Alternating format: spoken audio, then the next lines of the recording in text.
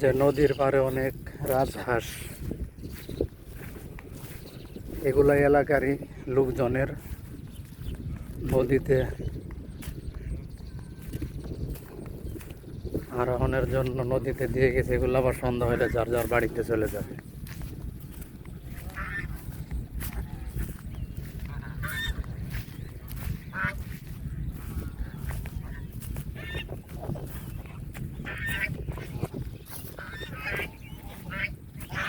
দেখছেন রাজহাঁসের আওয়াজ, আর আমি কাছে আসছি, এজন্য তারা ডাকাডাকি করছে।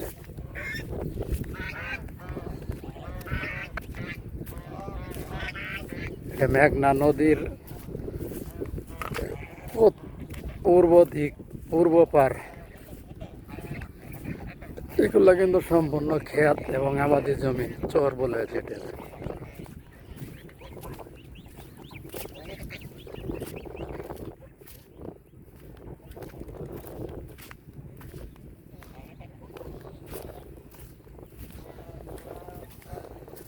এই যে সামনে দুইটা ঘুঘু দেখা যাচ্ছে, অনেকগুলা কবুতর উঠছে।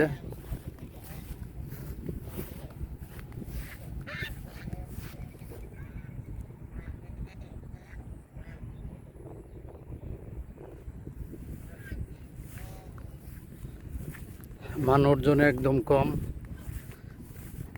বিকালবেলা দুপুরের পর আর কি। এখন মানুষ আবার বিকালের দিকে আসবে। সবুজ ঘাস, ক্ষেতের ভিতরে শুধু সবুজ ঘাস।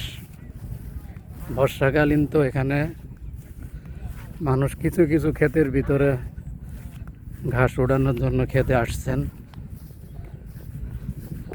অনেক সুন্দর দৃশ্য।